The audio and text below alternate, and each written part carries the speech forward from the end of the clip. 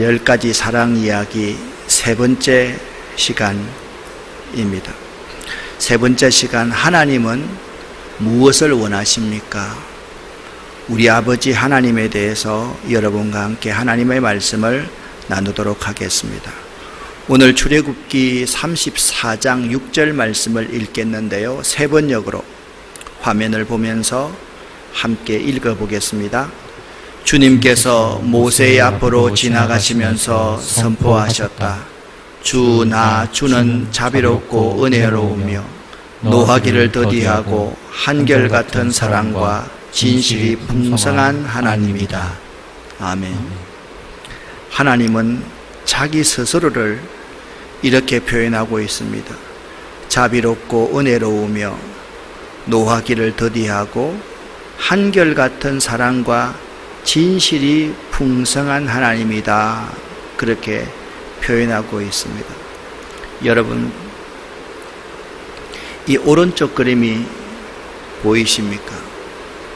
오른쪽 그림을 살펴보면 가로의 선들이, 이렇게 가로의 선들이 어떻게 여러분에게 보입니까? 얼핏 보기에는 삐뚤어져 보일 것입니다. 그렇지만 실제로 이 가로선들은 서로 평행한 선들입니다. 선 위와 아래에 배치된 흰색과 검은색의 사각형들이 우리 눈으로 하여금 착시현상을 일으켜서 그렇게 보이지 않도록 만드는 것뿐입니다. 우리는 이 평행선을 보면서도 우리 눈이 이게 이쪽은 넓고 이쪽은 좁구나, 이쪽은 넓고 이쪽은 좁구나, 그렇게 지금 그렇게 보고 있습니다. 우리는 우리의 판단과 지각이 정확하다고 생각하면서 살지만 그렇지 않습니다. 인간의 지각은 여러 가지 편향의 영향을 받을 수밖에 없습니다. 그런데도 사람들은 보이지 않는 것은 믿을 수 없다고 이야기를 합니다. 그래서 하나님은 보이지 않으니 믿을 수 없다라고 주장하는 사람들도 있습니다. 또한 어떤 사람은 신이 있다는 것을 증명하면 기독교인이 되겠다라고 말하는 사람들이 있습니다. 이들은 신의 존재를 증명할 수 없다면 어떻게 그 신을 믿을 수 있겠느냐라고 묻습니다. 하지만 여러분, 반대로 한번 생각해 보시기를 바랍니다. 신이 없다는 것을 어떻게 증명할 수가 있을까요? 그렇지 않습니다. 왜냐하면 신의 존재 여부는 관측이나 눈이나 증명할 수 있는 문제가 아니라 신념이나 가치관, 즉 믿음의 문제이기 때문입니다. 신 존재는 믿음으로 바라보면 신이 존재하는 것이 느껴질 수가 있고, 믿음이 없는 사람, 그냥 육신의 눈으로 바라보는 사람은 이렇게 평행선이 그어져 있는데도 흰색과 까만색으로 여기를 표시해 놓으니까 이것이 평행하지 않다고 생각하는 우리 인간의 참 모습이 이렇다라는 것을 알 수가 있습니다. 우리는 죄의 눈이 가려서 하나님을 볼 수가 없습니다. 자, 이것이 무엇인지 아십니까? 세균입니다. 미생물들입니다. 참 여러분, 현미경으로 이렇게 아름답게 만들어 놓으니까 우리 눈에 보이지 않습니까? 근데 실제적으로는 있잖아요. 현미경을 사용하지 않으면 이것들은 우리 눈으로 볼 수 있는 균들이 아닙니다. 현미경으로 엄청나게 확대해 놓았기 때문에 이 세균들이 우리 눈에 보이는 것이지, 현미경으로 보지 않으면 아무것도 없는 것처럼 보입니다. 아마 여러분과 저의 얼굴도 마찬가지일 겁니다. 우리가 현미경의 눈이 아니기 때문에 상대를 이렇게 바라볼 수가 있지, 현미경의 눈으로 바라본다고 하면 이 얼굴이 전부 다 오글오글 우글우글 여기서 움직이는 것들 때문에 상대방을 제대로 볼 수가 없을 것입니다. 마찬가지입니다. 우리 눈에 보이는 것은 모두가 우상이지 신이 아닙니다. 하나님은 인생이 아니시기 때문에 인생의 눈으로 하나님을 볼 수가 없습니다. 하나님은 영이시기에 영의 눈이 열린 사람만이 볼 수 있는 존재가 하나님을 알아야만 합니다. 우리들은 죄의 눈이 가려워서 하나님을 볼 수 없는 존재다. 이 죄의 비늘 같은 것이 떨어져야지 하나님을 볼 수가 있는 겁니다. 그래서 수십 년 신앙생활 한 사람도 하나님을 보지 못하다가 어느 날 한순간 하나님이 느껴지고 하나님이 만져지고 하나님이 살아계신다는 것을 알고 이 십자가 앞에서 무릎을 꿇고 자기 인생을 되돌아보면서 인생을 결단하는 경우를 우리 주변에 많이 볼 수가 있습니다. 그래서 하나님은 증명할 수 있고 우리가 볼 수 있다고 믿는 것이 아니라 우리의 믿음으로 볼 수 있는 분이 하나님임을 알아야만 합니다. 그렇다라고 한다면 하나님이 살아계신다는 증거가 무엇입니까? 저는 하나님이 살아계신다는 이 증거는 모든 피조물이 하나님이 살아계신다라는 것을 증거한다라고 저는 확신하고 있습니다. 저는 환경운동을 하기 때문에 자연 하나하나를 이렇게 바라보면 이 속에 하나님의 창조의 신비한 원리들이 담겨 있습니다. 이 옆에 스킨입니까? 이 식물이 있지 않습니까? 이 식물을 여러분은 생각할 때 식물의 뿌리로만 다 영양분을 빨아 올린다, 그렇게 생각을 할 겁니다. 맞습니까? 아닙니다. 뿌리로도 빨아 올리지만은 우리가 옆면시비하지 않습니까? 여기 줄기와 잎에도 있잖아요. 물을 이렇게 뿌려주면요, 이 잎에는요 20% 30% 정도의 물을 빨아들입니다. 영양분도 빨아들입니다. 줄기는 10% 내지 15%의 영양분을 받아들입니다. 그래서 요즘에 있잖아요, 이제 결실기가 되면 사람들이 그 안에 영양분을 집어넣고 당분도 좀 집어넣어 가지고 그 과일에다가 그걸 막 뿌려주면 과일이 훨씬 더 당도가 높은 과일이 우리에게 주어집니다. 사람들이 그걸 아는 거예요. 뿌리로만 영양을 빨아들이는 것이 아니라 온 몸으로 우리의 영양분을 빨아들인다는 것을요. 여러분, 우리가 쓰고 있는 샴푸, 비누, 이 세제 가운데 안 좋은 것이 참 많이 있지 않습니까?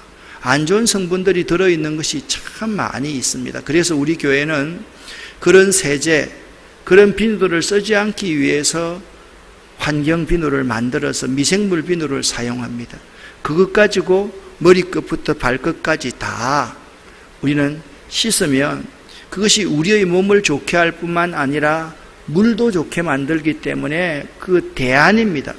그리고 여러분 한 분 한 분들이 샴푸를 쓰실 때도 자꾸 말을 안 들으시고 그냥 쓰는데, 그냥 우리가 자꾸 샴푸를 쓰면 있잖아요, 이 땅에 있는 물들, 하천에 있는 물들, 강들이 오염될 수밖에 없습니다. 그런데 여러분들이 이렇게 한번 해보십시오. 샴푸 5분의 1 정도에다가 EM 배양액 5분의 4 정도를 타서 한번 써보십시오. 그러면 있잖아요, 조금 무른 것 같고 그렇지만 그것이 이 생태계를 살릴 수 있는 주요한 요인이 될 수 있다라는 사실입니다. 제가 왜 이런 말을 하려고 하는지 아십니까? 이 가정주부들이 결혼해가지고 계속 독한 샴푸를 쓰니까 이 독한 샴푸의 영향이 있잖아요, 여기 잎과 줄기가 빨아들이듯이 우리의 피부를 통해서도 샴푸가 우리의 몸속에 들어가더라는 거예요. 아이의 태아 안에, 여성의 자궁 안에 그 독한 샴푸의 성분들이 발견되기 시작하더라는 겁니다. 우리가 자꾸 결혼해서 애를 낳으면서 그냥 자연스럽게 머리에만 쓴다, 몸에만 쓴다라고 생각하는 것이 우리 아이의 건강에 치명적인 영향을 가져오더라라는 것입니다. 이 피조물 속에는요, 우주와 만물의 질서가 기묘하게 조직되어 있고 이 피조물은 질서정연하게 움직이고 있습니다. 그것들은 아름답고 신기하게 그 목적을 이루고 있습니다.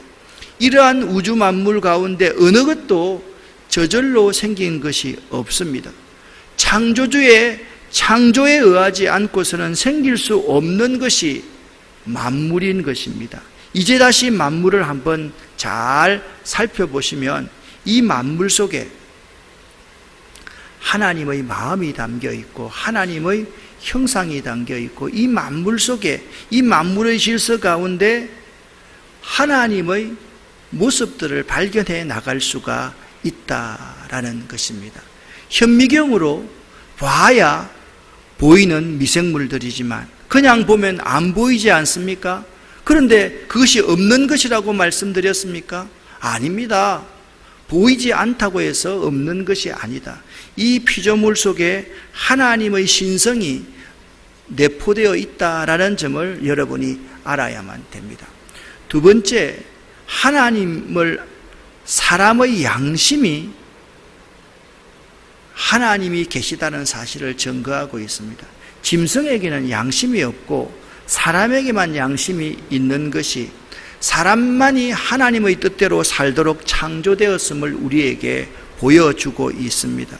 또한 지구상 어느 민족이든지 위급할 때 하나님이라고 부르지, 다른 종교를 믿는 사람들도 하나님이라고 호소합니다. 그렇게 하도록 교육을 받은 일이나 권유를 받은 일이 없음에도 불구하고 인간이 하나님을 찾는다는 것, 이 사실 속에 인간의 양심 속에 하나님의 형상이 들어있음을 알 수가 있는 것입니다. 이 양심이 하나님이 계시다는 사실을 우리에게 잘 보여주고 있는 것입니다. 그리고 예수님과 신앙의 선배들이 증거합니다. 예수님께서는 삶 전체를 통하여서 하나님의 사랑을 우리에게 증명하셨습니다. 또한 우리 신앙의 선배들은 예수 그리스도를 통하여 하나님을 증거했습니다. 이 그림은 순교당하는 그림입니다. 예수 믿는 한 사도가 불에 태워져서 죽는 장면입니다. 이런 장면을 통해서 이들은 죽어가면서도 하나님이 계시다는 사실을 증거하고 있다라는 거예요. 하나님이 계시다는 것을 우리가 어떻게 알 수 있습니까? 모든 피조물, 만물들을 보면 그 속에 하나님의 신성이 깃들어져 있습니다. 사람의 양심을 보면 그 양심 가운데 하나님의 신성이 있는 것을 알 수가 있습니다. 우리 예수님과 우리의 신앙의 선배들의 삶을 통해서 하나님이 계신다는 사실을 알 수가 있는 것입니다. 그러면 하나님은 어떤 분이십니까? 하나님은 사랑이십니다. 하나님이 세상을 이처럼 사랑하사 하나님은 이 세상을 사랑하셨습니다. 이 사랑으로 하나님의 구원의 능력이 사람에게 오게 되었습니다. 이 하나님의 사랑은 자신의 독생자를 아낌없이 주시기까지 한없이 크고 놀라운 것입니다. 하나님은 지정의를 가지신 인격자로서 우리 인간을 인격체로 만드셨습니다. 이 사실을 성경은 사람을 하나님의 형상대로 지었다라고 창세기 1장 26절에 표현하고 있는 것입니다. 하나님은요, 사랑이십니다. 사랑하면 하나님을 볼 수 있고 사랑 가운데 하나님을 만날 수가 있습니다.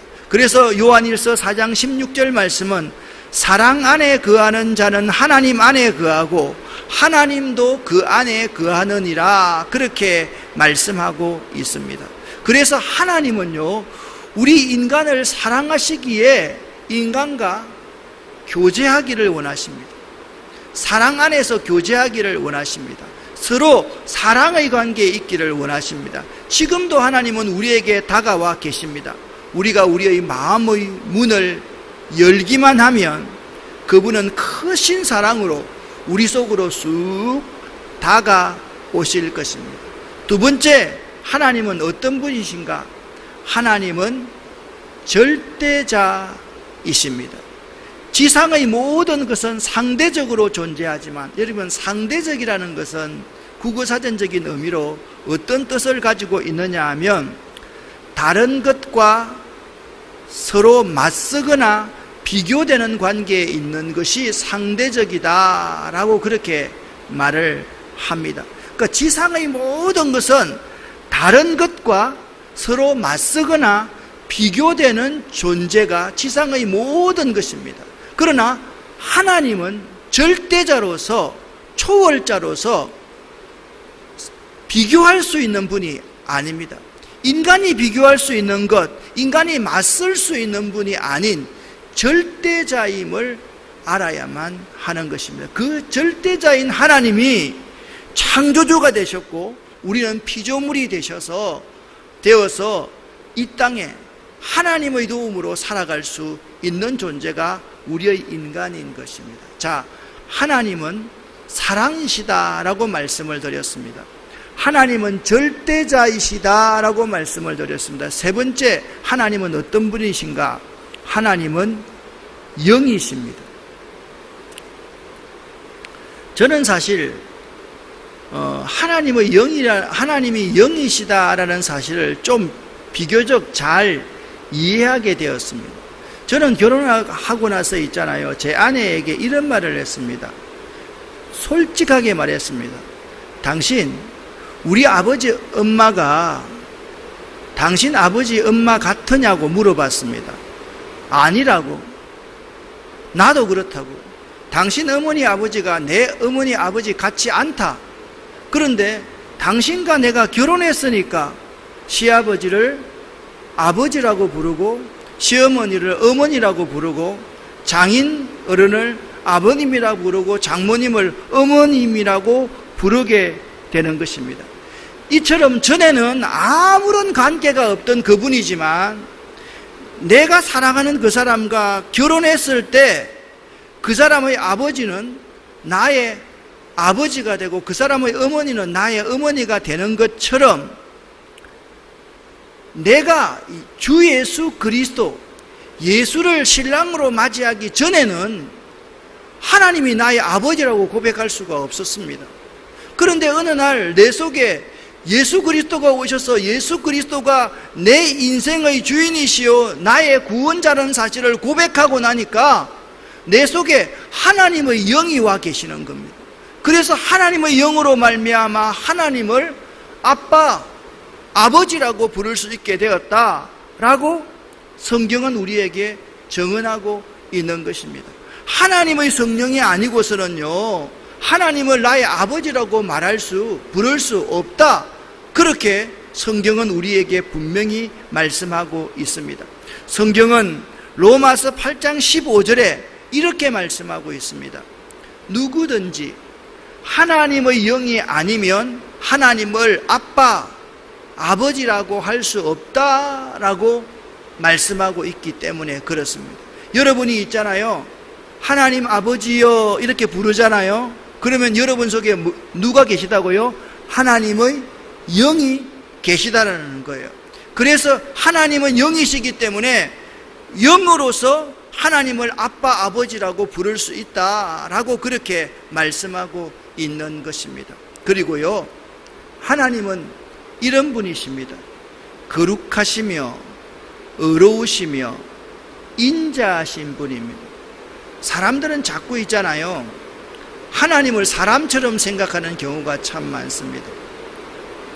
제가 교육 목사를, 저는 기독교 교육학을 전공했기 때문에 교육 목사를 오래 했습니다.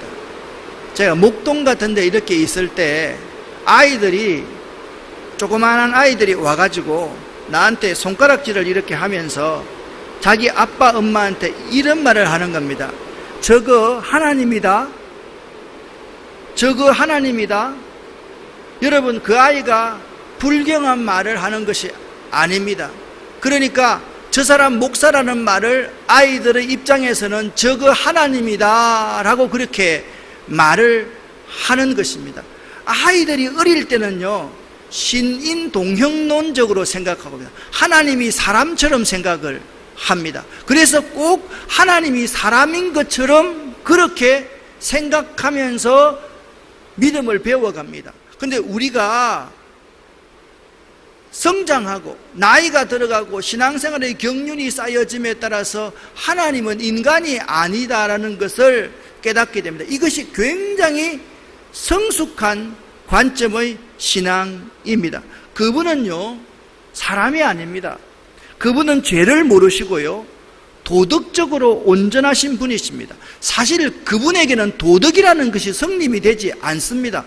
우리 인간 간에는 서로 관계 간에 윤리와 도덕, 예절이 필요하지만 하나님은 죄를 모르시는 분이기 때문에 도덕적으로도 온전하신 분이라는 사실입니다. 또한 하나님은 비참과 고통 속에 있는 자들을 향하여서 측은히 여기시는, 불쌍히 여기시는 인자하심을 하나님은 가지고 계신 것입니다. 따라서 우리 믿는 자는 세상 사람들과 다른, 무언가 다른 구별된 점이 있어야 됩니다. 속되지 않고 거룩한 하나님을 본받아서 구별되게 살아야 되고, 경건하게 살아야 되고, 거룩하게 살아야 되고, 죄를 멀리하고 깨끗하고 의롭게 살아야만 되는 것입니다. 똑같지만은 우리는 의롭고 거룩하고 신실하게 살도록 노력하고 또 노력해야 될 존재가 우리들인 것입니다. 왜냐하면 하나님은 거룩하시고 의로우시고 인자하신 분이기 때문에 그렇습니다. 그래서 구약 성경에서 이스라엘 백성들에게 하나님이 이렇게 말합니다. 내가 거룩하니 너희도 거룩하여라 라고 말씀하고 있습니다. 내가 의로우니 너희도 의로울 것이다 라고 말씀하고 있습니다. 내가 사랑과 은혜의 존재이니 너희도 사랑과 은혜를 먹고 살아야 간다. 그렇게 하나님이 우리에게 말씀하시는 분이라는 것을 알아야만 됩니다. 하나님은 있잖아요, 가난하고 불쌍한 자가 있으면 정말 인자한 마음을 가지고 그들을 긍휼히 여기시는 분이십니다. 하나님은 우리 인생을 긍휼히 여기시는 분입니다. 우리들이 죄 가운데 빠져서 죽을 수밖에 없는 존재일 때 하나님의 이 인자하심이 없었다라고 하면 우리는 도무지 이 자리에 존재할 수 없는 사람임을 알아야만 됩니다. 그런 의미에서 우리는 이 하나님이 우리를 사랑하시며 우리를 위한 놀라운 계획을 가지고 계신다는 사실을 알아야만 합니다. 여러분, 고린도전서 13장 말씀을 보면요, 세상에서 제일 귀한 것이 사랑이다, 그렇게 말씀하셨습니다. 그래서 하나님은 세상 어느 것보다 이 사람을 귀하게 창조하셨습니다. 우리에게는요, 하나님의 사랑의 모습을 담을 수 있는 형상을 하나님께서 주셨습니다. 그래서 여러분 한번 보세요. 저 같은 경우는 어머니를 통해서 정말 하나님이 어떤 분인가라는 사실을 발견하게 되었습니다. 어머니의 아낌없이 주는 사랑, 어머니의 그 희생적인 모습, 어머니가 나를 생각하는 모습을 보면 세상에 어떤 분이 나를 이토록 사랑해 주실까, 그걸 생각하지 않을 수가 없는 것입니다. 아마도 제가 물어보지는 않았지만 나에게 있어서 어떤 장기 하나가 부족하다 그러면 우리 어머니 같으면 그냥 당장 그 장기를 나한테 주실 분이 나는 어머니라고 생각하기 때문에 그렇습니다. 하나님도 마찬가지입니다. 하나님이 여러분과 저를 얼마나 사랑하시면 하늘 영광을 버리시고 이 땅에 오셔서 여러분과 저를 구원하기 위해서 십자가 위에서 대속의 제물이 되셨다라는 사실입니다. 이 하나님의 사랑이 이 십자가 위에 온전하게 드러나 있다라는 것입니다. 그런데 하나님은 우리를 사랑하시는 분만이 아닙니다. 하나님은 우리를 위한 놀라운 계획을 가지고 계시는 분이십니다. 나를 향한 하나님의 놀라운 계획을 발견할 수 있는 사람만큼 행복한 사람이 없었습니다. 성경에 요셉이라는 사람이 있었습니다.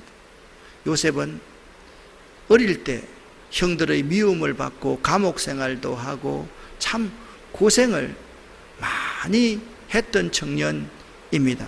그런데 요셉에게는요, 자신을 향한 하나님의 놀라운 계획을 아는 믿음이 요셉한테 있었습니다.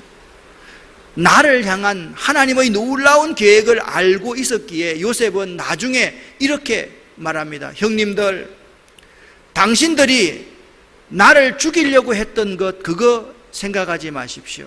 형님들, 당신들이 나를 노예로 팔았던 것, 그거 그냥 생각하지 마십시오. 나를 이곳 애굽으로 보내신 분이 하나님이십니다. 왜냐하면 하나님께서 형님들과 아버지와 우리 민족들과 모든 사람들을 구원하시기 위해서 이곳으로 먼저 나를 보내셨다는 사실을 나는 깨달아 알고 있습니다 라고 고백하는 모습을 볼 수가 있습니다. 하나님이 우리를 얼마나 사랑하시는지, 하나님이 우리를 위한 얼마나 놀라운 계획을 가지고 있는지를 깨닫는 것이 매우 중요합니다. 세상에서 가장 귀한 것이 사랑이다 라고 말씀을 드렸습니다. 하나님은 세상 어느 것보다 사람을 귀하게 창조하셨고 우리에게는 하나님의 사랑의 모습이 있음을 알아야만 됩니다. 지구상의 어떤 사람이든지 하나님의 놀라운 계획을 발견하는 사람은 복된 사람이다, 행복한 사람이다 라고 말할 수가 있습니다.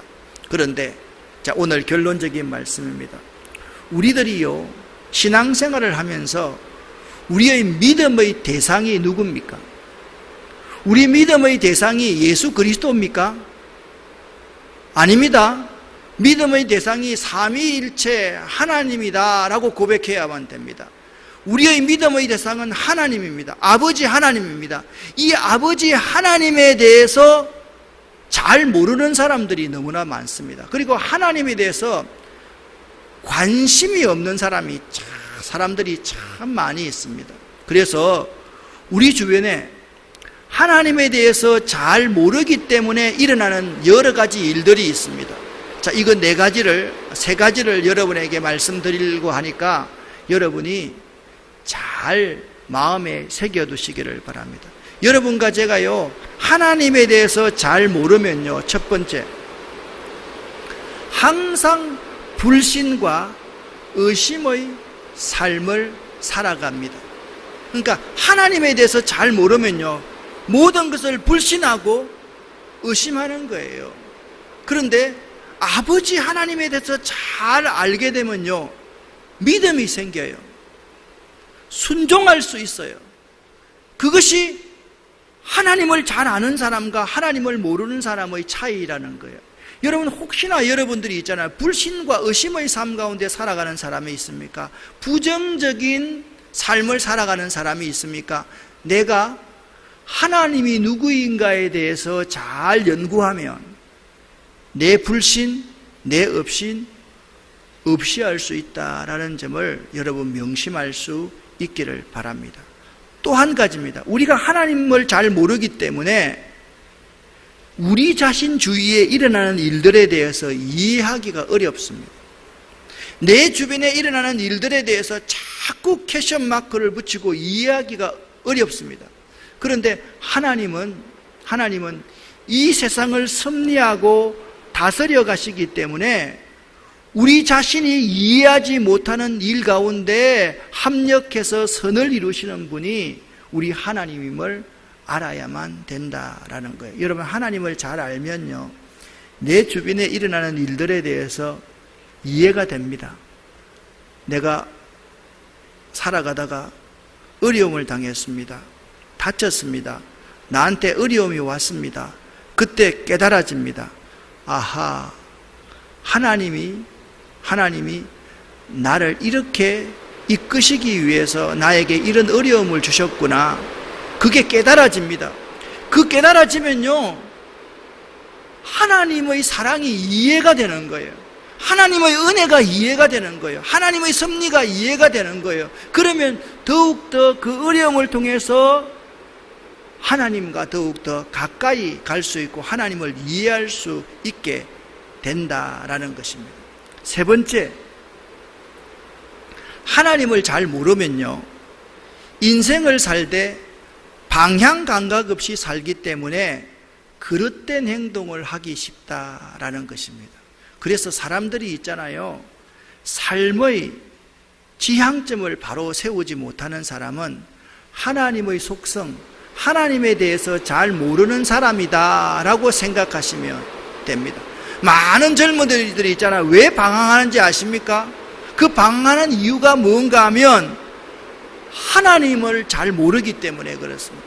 나를 향한 하나님의 사랑과 하나님의 놀라운 계획을 잘 모르기 때문에 하나님이 나를 통해서 어떤 일을 하기를 원하시는지를 모르니까 방향 감각 없이 그릇된 행동을 하기가 쉽다라는 점입니다.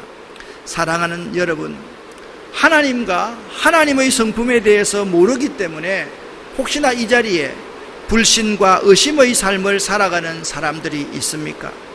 하나님과 그분의 성품을 잘 모르기 때문에 내 주위에 일어나는 일들에 대해서 이해하기 어렵다고 생각하시는 분이 혹시나 이 자리에 있습니까? 하나님의 성품에 대해서, 하나님과 하나님의 성품에 대해서 모르기 때문에 인생을 살되 방향 감각 없이 그냥 그릇된 행동을 하고 죄 가운데 살아가는 사람이 혹시나 이 자리에 있습니까?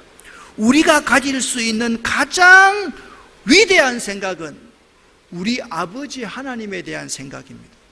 여러분이 가질 수 있는 가장 위대한 생각은 나의 아버지 하나님에 대한 생각임을 알아야만 합니다. 이런 생각들이 하나님의 진리와 일치해야만 됩니다. 하나님을 잘 알 때 우리는 이런 삶을 살아갈 수가 있습니다.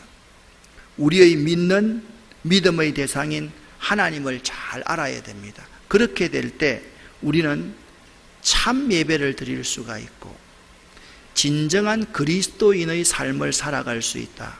이 사실을 여러분 꼭 기억할 수 있기를 예수 이름으로 간절히 부탁을 드립니다. 여러분, 혹시나 불신과 의심이 많습니까? 하나님을 더 깊이 알아가십시오. 여러분, 혹시나 내가 정말 내 주변에 일어나는 일들을 이해하기 어렵다라고 생각하는 분들이 있습니까? 하나님에 대해서 좀 더 알아가십시오. 하나님을 묵상하시고 하나님을 공부하시고 하나님을 이해하시고 하나님의 이름도 계속해서 알아가시기 바랍니다.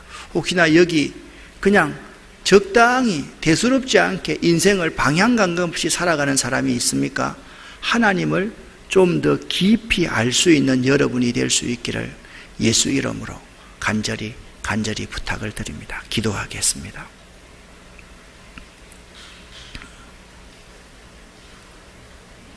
살아계신 아버지 하나님, 오늘 새가족 교제 세 번째, 우리 아버지 하나님에 대해서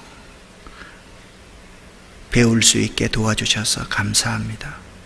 하나님은 무엇을 원하시는지 자비롭고 은혜로우시며 노하기를 더디하시며 한결같은 사랑과 진실이 풍성한 하나님임을 배울 수 있게 도와주심을 감사합니다.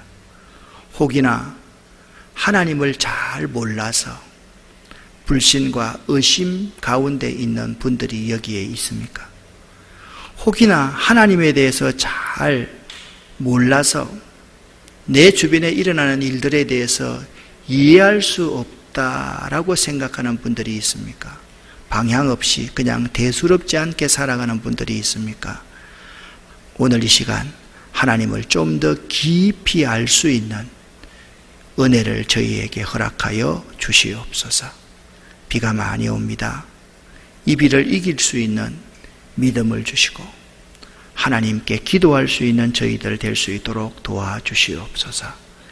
예수 그리스도 이름으로 축복하옵고 간절히 기도 올립니다. 아멘. 주여 믿습니다.